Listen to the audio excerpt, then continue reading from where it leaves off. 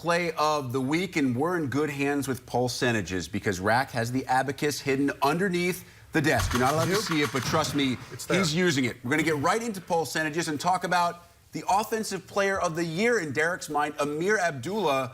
PulseNtage chance that Abdullah makes it 11 of 12 this weekend, Jay, by going over 100 against Iowa. Now, this might be surprising, guys, but I'm only going to give him a 25% chance. What? I know. Shocking, but I watched Iowa's defense in person. What I told you, KISS, keep it stupid simple. Keep it simple, stupid. Keep it simple, You're going to get this. Something like I'm going to get it, but here's the point. They play run defense so solid. I think with their fundamentals, their effort, they're going to be on point. You did see what Abdullah did against Michigan State, who has a pretty good defense as well, I was just going to say, right? he watched Iowa, but did you see Ameer Abdullah at all this year? I'm telling you, it's going to be a 99% chance that he goes, because there's always something can happen. He did come up 2 yards shy against UCLA, but he's been the model of consistency. And Rick, to your point, if he can go for 123 against the #1 run defense in the country, I like his chances of going over 100 against the #20 run defense in the country. Iowa's pretty good, but Ameer Abdullah is really good. Speaking of running the football, how good's Braxton Miller been? Over the last 5 games, Miller actually averaging 25 more rushing yards per game than the entire Michigan team during that same time span. So there's your PulseNtage.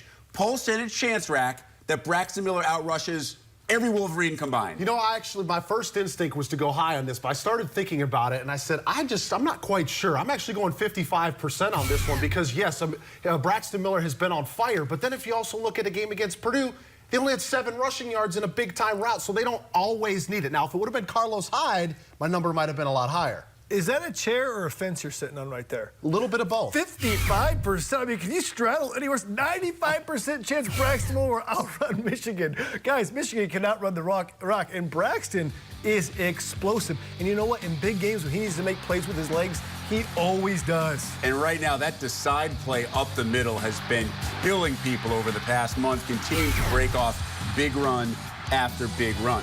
They did it against Indiana last week. This week, Indiana plays Purdue. Of course, it's for the Old Oaken Bucket. Who doesn't need a big old oak bucket at your house? Jay, PulseNtage chance the Hoosiers knock off the Boilermakers to claim back the bucket.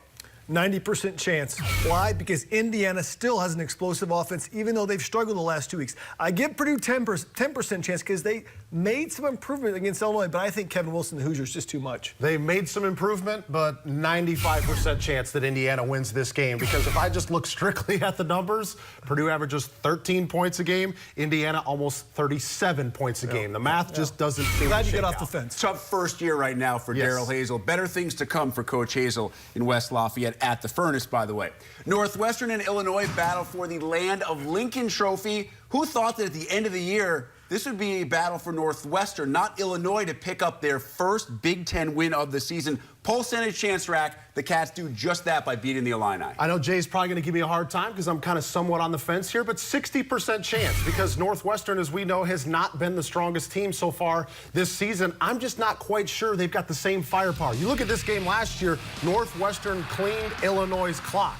But as we know, this is 2 completely different seasons. It hasn't been the same type of explosiveness out of the Wildcats. I'm going to go with 85%. And yes, I'm going against my line. 85% chance that Northwestern gets the W, but with a caveat. If Kane Coulter is healthy, took a hard shot last week. If he's not back, that percentage goes way down. But I don't think Illinois has the firepower to stop Northwestern. And finally, Wisconsin finishes up the year at home against Penn State. Now, the Badgers can't get to the Big Ten title game, but they can get back to the BCS. Right now, they're 15 in the BCS rankings. Got to be top 14 to be BCS eligible. Jay, PulseNtage chance Wisconsin gets back to the BCS. I'm going to say 80% on that. Listen, they're going to be in the top 14 when the final poll comes out, and Wisconsin travels very well. They roll deep, as we like to say. All right, they'll bring the fans. See what it's all about for layman?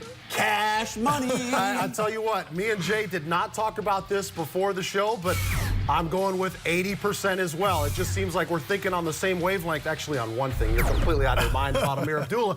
But I tell you what, it comes down. Now, a lot of things have to happen in the country for this to work out, but What Jay said, the business side of it is that Wisconsin travels well. And as I said earlier, Wisconsin can play with any team in the country. And look at who's ahead of them. Clemson plays South Carolina. One of those teams could drop below. You got a Pac-12 championship game, likely Arizona State, Stanford. One of those teams should drop below. I think Wisconsin, should they win this weekend, will be a lock in the top 14. Question is, does the Orange Bowl, which would be the most likely BCS bowl, buy